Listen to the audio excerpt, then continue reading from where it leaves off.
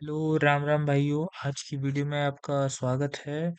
तो चलते हैं आज की टॉपिक के ऊपर सीधा। Where rich people invest their money.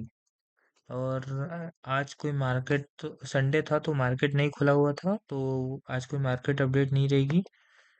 Rich सबसे पहले अगर रिच पीपल कहाँ इन्वेस्ट करते हैं उससे पहले ये जानिए कि रिच रिच पीपल सोचता कैसे है।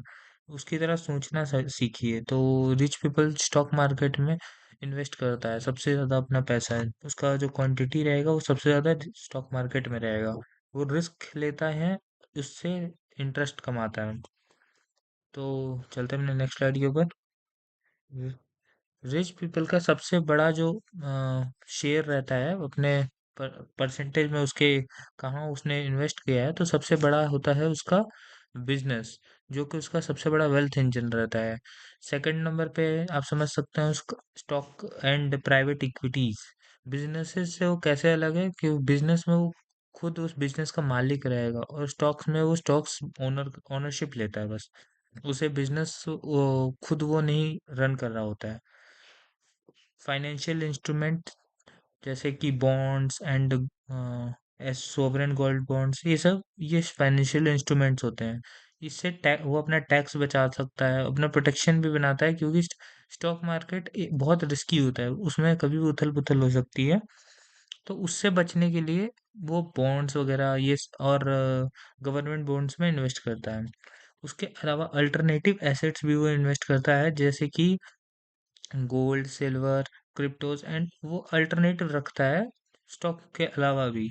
तो उससे भी उसकी वो कुछ परसेंटेज उसमें रखता है।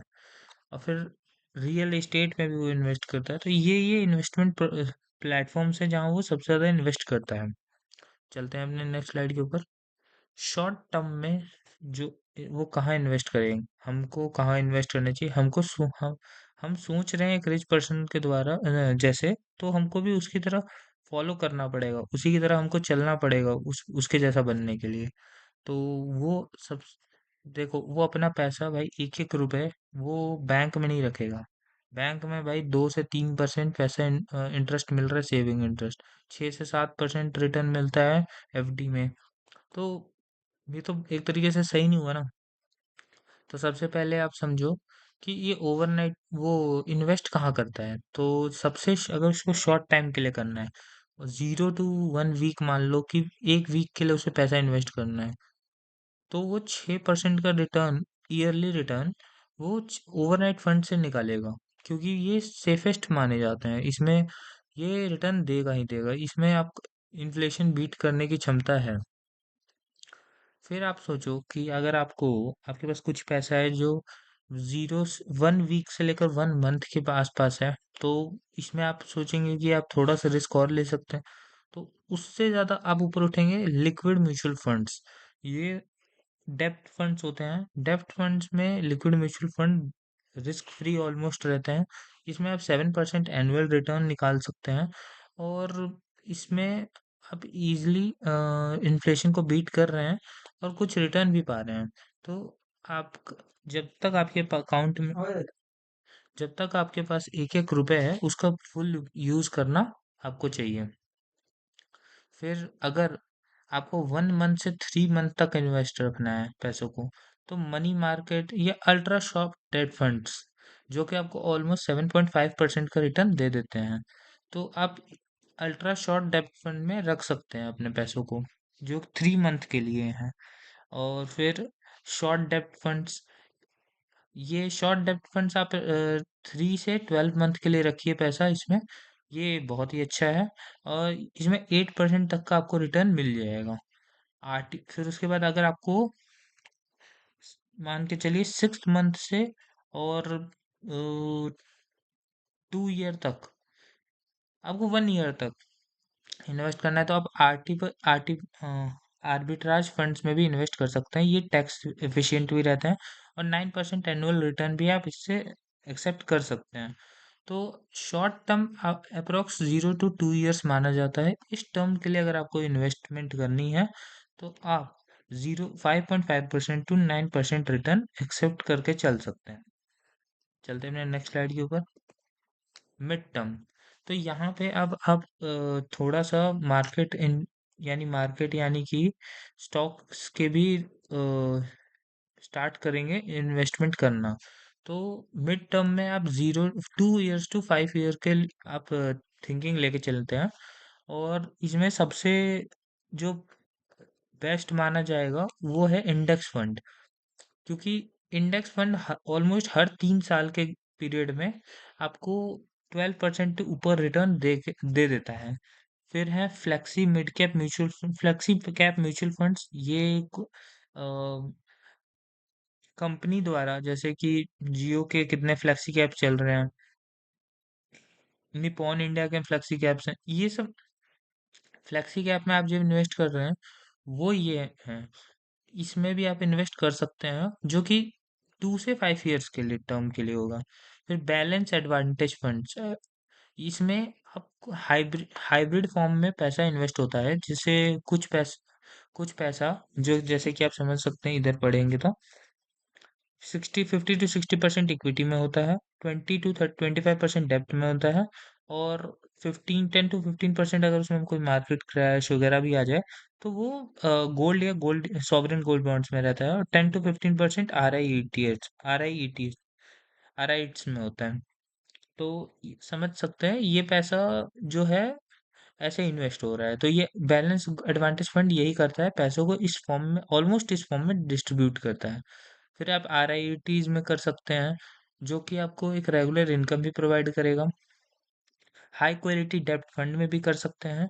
और आप इस पीरियड में आप एक्सेप्ट कर सकते हैं 9 to 12% रिटर्न। ये आपके शॉर्ट टर्म से थोड़ा ऊपर है। आप देख सकते हैं 9 से 12% अच्छा रिटर्न कहलाएगा for short period, mid period, 2 year to 5 years। तो चलते हैं अपने लॉन्ग टर्म के लिए पर, जो कि आप इसमें फुल ऑलमोस्ट 80% आप इसमें इक्विटी में रख सकते हैं अपना शेयर, और बाकी आप गोल्ड एंड मैनी मोर जैसे रियल एस्टेट वगैरह को भी इसमें आप रख सकते हैं। तो सबसे पहले आप समझिए कि रिच पीपल सोचता कैसे है लॉन्ग टर्म के लिए। वो कैश फ्लो जनरेट करता है, फिर ओनरशिप लेता है, फिर कंपाउंडिंग करता है, और फिर उस पर प्रोटेक्शन लगाता है। तो फिर सबसे पहले आप समझो, हम प्रोटेक्शन की सोचता वो लास्ट में है। हम लोग क्या गलती करते हैं, हम लोग ओनरशिप से पहले प्रोटेक्शन पे पहुंच जाते हैं। कैश फ्लो जनरेट किया, प्रोटेक्शन प्रोटेक्शन यानी एफडी या फिर सेविंग अकाउंट, हम अपने पैसे को सिक्योर करने की सोचते हैं। लेकिन वो रिस्क लेता है, ओनरशिप लेता है, कंपाउंडिंग करता है, फिर प्रोटेक्शन के बारे में सोचता है। तो सबसे पहले क्या, अब देखो लॉन्ग टर्म में आदमी एक्सपेक्टेड रिटर्न सोचो पहले, 12 से 18%, और उससे ज्यादा भी हो सकता है, लेकिन इतना उसका एक्सपेक्टेड रहता है कि मेरे को इतना रिटर्न पाना है। 15% तो इजिली लोग जनरेट कर लेते हैं लॉन्ग टर्म में। Equity mutual funds, direct equity mutual fund आप जान ही रहे हैं आज के टाइम, मतलब बहुत टाइप्स के होते हैं। Small cap, large cap, mid cap, वैसे ही इन तीनों के फॉर्म्स में इक्विटी म्यूचुअल फंड में आप इन्वेस्ट कर सकते हैं। फिर है direct stock quality business, direct stocks खरीदते हैं लोग, ये जो रिच पर्सन्स होते हैं। तो हम रियल एस्टेट में रेंटल एसेट्स, ओनरशिप इन बिजनेसेस। तो ये आप इन टर्म्स से वो अपना पैसा लॉन्ग टर्म में इन्वेस्टेड रखते हैं। चलते हैं अपने नेक्स्ट स्लाइड पे। Actual passive income source of rich people use, जो पैसिव सोर्स जनरेट करने का जो रिच पर्सन कैसी अपना पैसिव सोर्स इनकम सोर्स बनाता है। तो सब उसका सबसे मोस्ट कॉमन यूज क्या है, कॉमन क्या यूज करता है, rent and flash cash flow. जो उसने रियल एस्टेट में इन्वेस्ट करके रखा है, उससे उसे रेंटल यील्ड आती है, वो उस यील्ड से पैसिव इनकम जनरेट कर रहा है। फिर क्या है, सेकंड नंबर पे वो यूज करता है डिविडेंड इनकम, जो उसने अपने बिजनेस में इन्वेस्ट करके रखा है या उसने स्टॉक्स खरीद के रखे हैं, तो उससे उसको डिविडेंड आ रहा है, ओनरशिप की इनकम आ रही, तो उससे उसे पैसे, उसको स्टॉक बेचने की जरूरत नहीं पड़ती है, वो डायरेक्ट उस इनकम से अपना काम चला लेता है। फिर है डिजिटल एसेट्स, जैसे कि बॉन्ड्स, सॉवरेन बॉन्ड्स, ये सब ये सब से भी उनको उसको रेगुलर इनकम आती रहती है, तो उसको अपने बाकी एसेट्स बेचने की जरूरत नहीं पड़ती है। तो ये ऐसे पैसिव इनकम पहले पहले अपना एक एक्टिव इनकम सोर्स बनाना है, उसके बाद उसे एसेट में बदलना है, और फिर एसेट से जो पैसा आ रहा है उससे नेक्स्ट एसेट खरीदना है। ये करते हैं रिच पर्सन।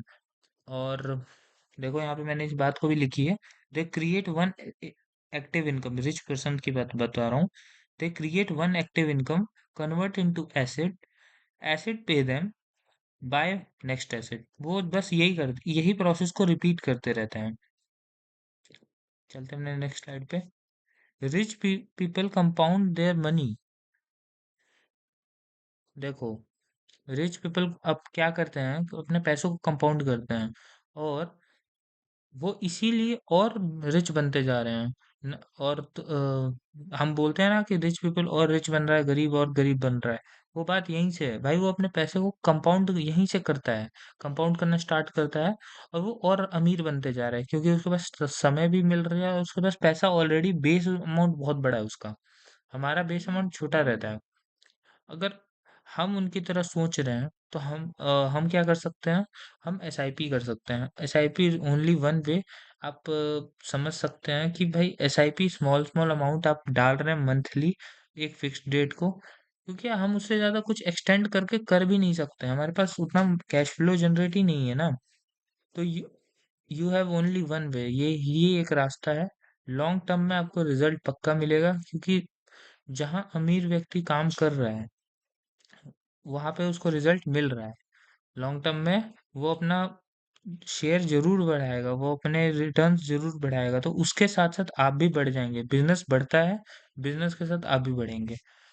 चलते हैं, तो यहीं पे वीडियो का अंत करते हैं। धन्यवाद आज की वीडियो वॉच करने के लिए। Bye bye. धन्यवाद।